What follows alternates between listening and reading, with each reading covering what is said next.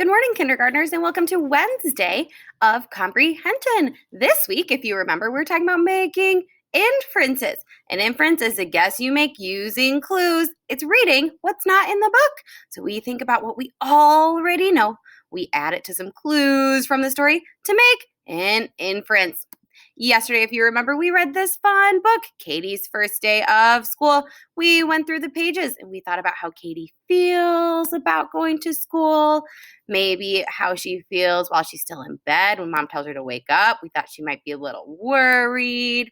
And then, if you remember, her brother said, I think you might want to paint. And then she had an idea that she might like to paint. And we made the inference that maybe now she's a little excited to go to school. So she got ready, and then she went to school. And remember, at the end, she said, I love school. Next time, I won't stay in bed. And we made the inference that tomorrow, Katie will get right out of bed to hurry to school. So today, friends, we are going to be reading a new book and making brand new inferences about the story. Hi! The new book we are going to be reading today is called Lost and Found. This is one of my favorites. I think it is so cute. We're going to be reading together and stopping every once in a while to make an inference. Once there was a boy who found a penguin at his door. Alrighty, friends. Now I'm going to think in my brain about everything I know about penguins. And I'm going to use the knowledge that I already know about penguins and some clues from the story to figure out what's going on here. I know in my brain that penguins like to live where it's really cold, like in Antarctica, kind of by the North Pole maybe. But does it look super cold here? Not really. It looks sunny. There's no snow on the ground. So I'm going to use what I know about penguins, that they like the cold. I'm going to use clues from the picture that this penguin doesn't look like he's in a cold place. I'm going to make the inference, the guess, that maybe this penguin is a little lost. I think he might have wandered away from where he belongs. Let's go to the next page to see what other inferences we can make. The boy didn't know where it had come from, and it began to follow him everywhere. The penguin looked sad, and the boy thought it must be lost. So the boy made the same inference that we did. The penguin might be lost. So the boy decided to help the penguin find its way home. He checked in the lost and found office, but no one was missing a penguin. He asked some birds if they knew where the penguin came from, but they ignored him. Some birds are like that.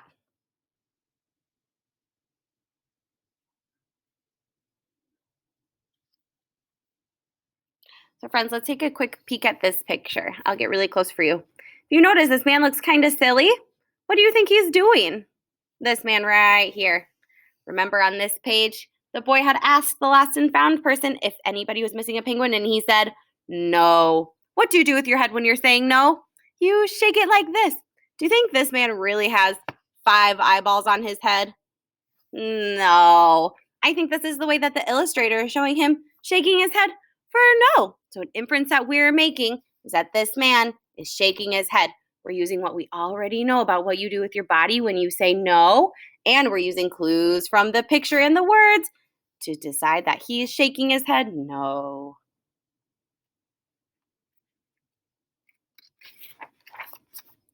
The boy asked his duck, but the duck floated away. He didn't know either. That night, the boy couldn't sleep for disappointment. He wanted to help the penguin, but he wasn't sure how.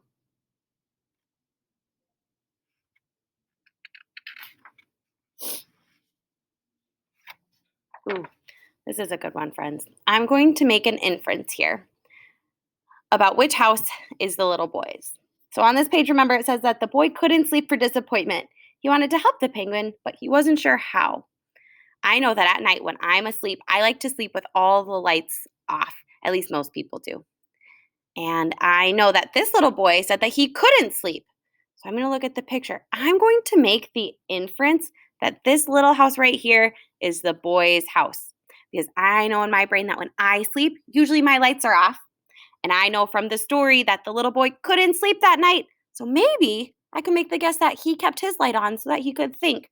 And there's a light on right here in this house. So I'm making the inference that this house right here is the little boy's house. That's my guess. The next morning, he discovered that penguins come from the South Pole. But how could he get there? He ran down to the harbor and asked a big ship to take them to the South Pole. But his voice was much too small to be heard over the ship's horn. That's a big ship. That whole entire page is a ship. And here's a little boy down here.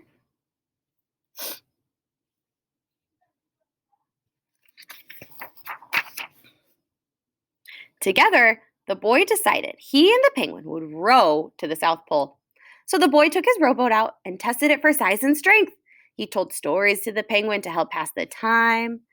Then they packed everything they would need and pushed the rowboat out to sea.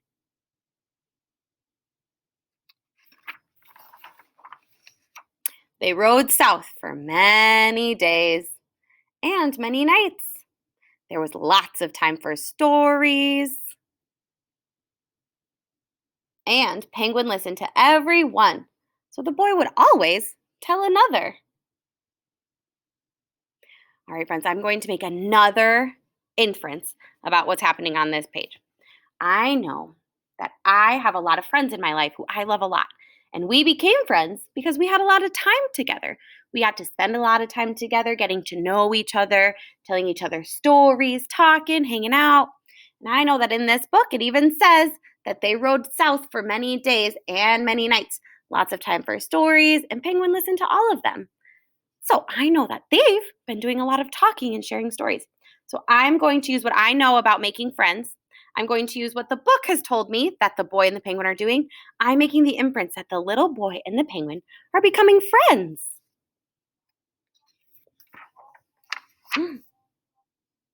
They floated through the good weather and bad when the waves were as big as mountains.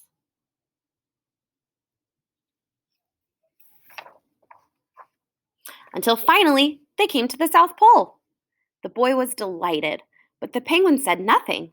Suddenly, it looked sad again as the boy helped it out of the boat.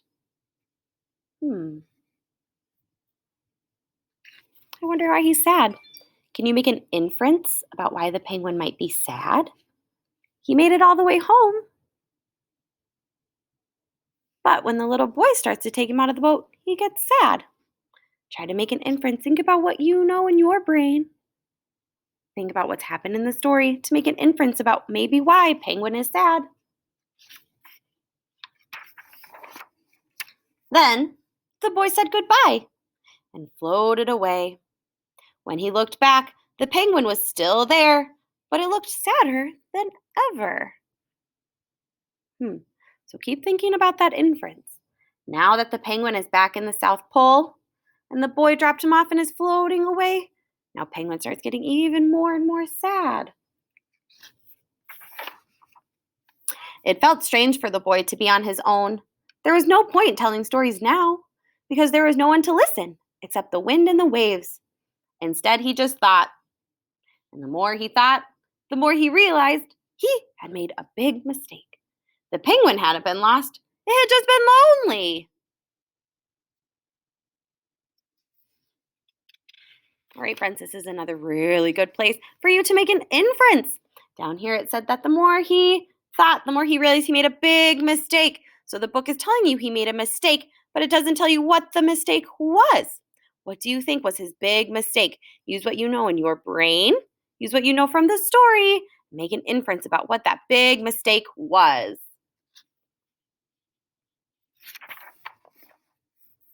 Quickly, he turned the boat around and rowed back to the South Pole as fast as he could. At last, he reached the pole again. But where was the penguin?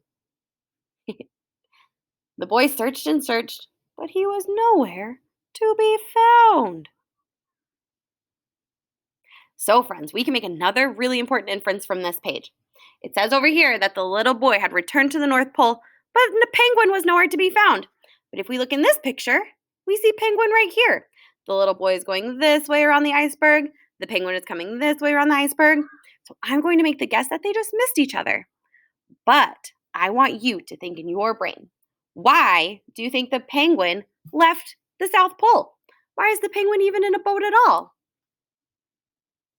Make a guess about what you already know in your brain and what's happened in the story so far. Make a guess, make an inference about why the penguin left the South Pole.